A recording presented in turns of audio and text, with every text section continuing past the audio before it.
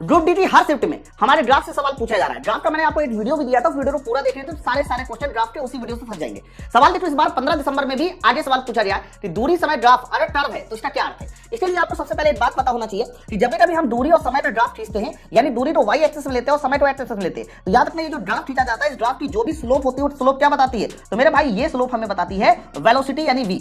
अगर ये स्लोप इन्होंने साफ साफ बोला है कि जो रेखा खींची गई वो कर्व है।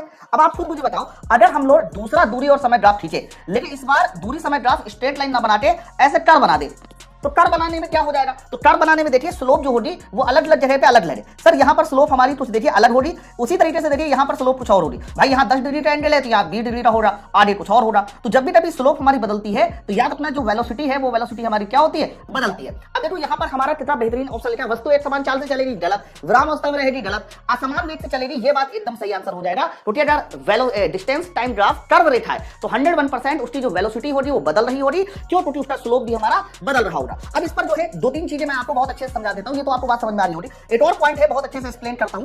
जैसे कि मान लीजिए हमने यहां पर एक दूरी समय ड्राफ्ट खींचा, दूरी समय ड्राफ्ट मैंने 3 ड्राफ्ट खींचे हैं। एक ड्राफ्ट मैंने एक स्ट्रेट लाइन खींचा, एक ऐसे खींचा है और दूसरा मैंने ऐसे खींचा है।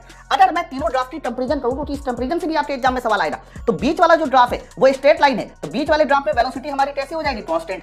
जबकि नीचे वाला ड्राफ्ट देखो ऐसे चढ़ता हुआ है, यानी इसकी स्लोप बढ़ रही है, तो स्लोप बढ़ रही है तो नीचे वाले ड्राफ्ट में वेलोसिटी बढ़ेगी। जबकि ऊपर वाले ड्राफ्ट में देखो घटता हुआ ड्राफ्ट है, पहले स्लोप ज्यादा थी पर स्लोप घट रही है, तो दूसरे वाले ड्राफ्ट में यहां पर वेलोसिटी हमारी क्या होगी, घटेगी। आपको स्लोप देखना है कब घटना है कब बढ़ना है, तो स्ट्रेट लाइन खींच लिया करिए स्पर्शरेखा। जैसे कि आप यहां पर स्पर्शरेखा खींचो तो पहले एंगल 60 है, फिर एंगल 30 है, ऐसे आ रहा है, इसका मतलब स्लोप घट रही है तो वेलोसिटी हमारी घटेगी। ये तो सबको आता है, लेकिन अगर यहीं पर एक्सेलरेशन पूछ लेता कि एक्सेलरेशन बता दो किसमें प्लस है किसमें माइनस है, तो बीच वाले में वेलोसिटी कांस्टेंट है तो बीच वाले ग्राफ का एक्सेलरेशन हो जाएगा 0। इसमें वेलोसिटी बढ़ रही है तो यहां पर एक्सेलरेशन हो जाएगा पॉजिटिव, और यहां पर वेलोसिटी घट रही है तो ये ग्राफ का एक्सेलरेशन हो जाएगा नेगेटिव।